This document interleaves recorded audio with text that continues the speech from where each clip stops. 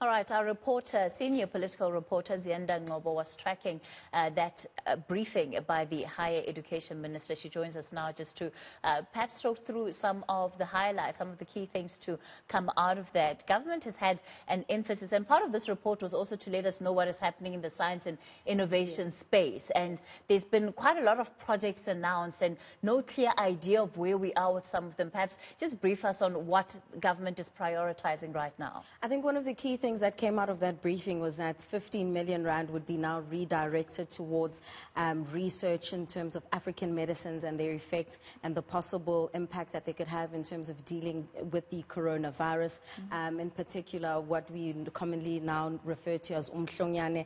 And actually the Science and Innovation DG, Philip Dwaga, was probed on how advanced we are in that process, as you've just basically touched on. And he basically spoke about the fact that researchers are also working together with Madagascan researchers in terms of figuring out whether or not it really can have any kind of deficiency or defects that can assist with fighting the coronavirus. But he said these things take time, so no real clear timeline in terms of what is happening there. On the higher education side, rather, the minister, as you heard in that bite, is saying that he's been in discussions with the Basic Education Department in terms of how they are doing in the academic calendar, and he did say that the intake of first years is likely to be later than usual, and making a plea to parents, students and everyone that don't now make the institutions ungovernable if this does take place at a later stage, because the impact of the coronavirus could never have been predicted. Sure. Zanda, we'll get to the Basic Education Department in a moment, because that is that needs its own unpacking. Yeah. The issue of investigating the traditional or indigenous medicines, yes, it's something that the traditional leaders have pushed for. Where are they in all of this research? They've long said that government is constantly pushing them out. Yes. And even on such an important topic, I would imagine that their input would be helpful. Certainly, and I mean, we've recently seen a demonstration by traditional leaders against this whole issue of them not being included, and the minister did touch on that, saying that in fact they are creating structures where indigenous knowledge systems will also be included as a part of this research, and saying that there will be a body that is sort of created to look at the research, but also the commercialization of these products, saying that this will also form as a precursor to the establishment of sort of an African pharmaceutical company, the first of its kind on the continent, where there is a drive towards investigating and researching African medicines and working with traditional healers. But he did also emphasize the issue of things being done properly with due process. But this is where, of course, Kathy, we've seen there's been a clash, where things that have traditionally in the westernized world have been considered to be due and proper process may not necessarily apply in the traditional medicine space, or African medicine space. It's good news to hear that there has been some kind of progress in that regard.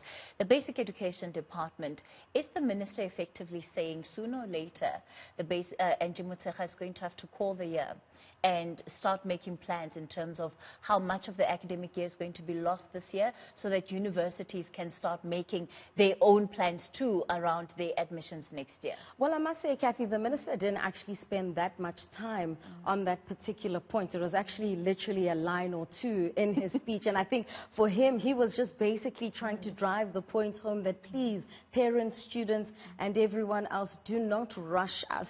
It is likely to take time, and I think it was basically not trying to throw the Basic Education Minister under the bus, because of the fact that there are still many issues regarding pupils and the completion of that academic calendar, because of course whatever happens in the basic education sector will have an implication on, of course, tertiary institutions. But what was interesting and what he did speak about was community colleges, and since they've opened lockdown level 3, they've been able to take 33% intake, and he's saying that the students' turnout has been very low because of fears around contracting the virus, and that could very well still spill over into 2021, where maybe the institutions may be ready, but are the students themselves willing and ready to go back to school?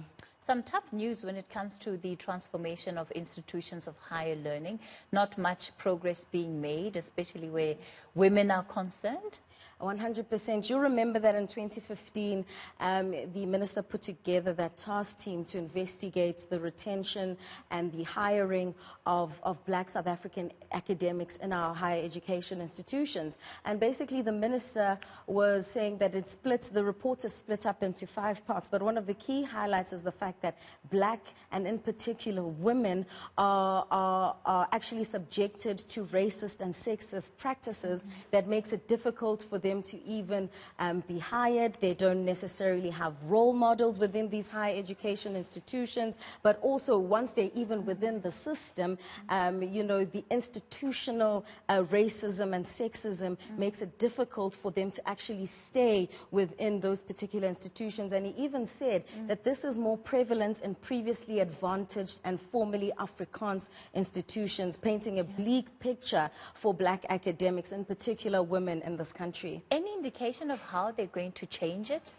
So the minister said that this report, of course, was only released today, saying that he would like to see institutions now actually implemented as a part of their policy. And that's another point that he made, to say, while some institutions have tried to transform, there's a disjuncture between policy and actual action. So he's saying use this report as a springboard to reflect on the practices that you have at the institution and apply them and actually formulate, you know, policies that will be specific to institutions, because of course this is a broad overview, and his point is to say that it's actually the institutions who must now take up that fight to transform their academic spaces.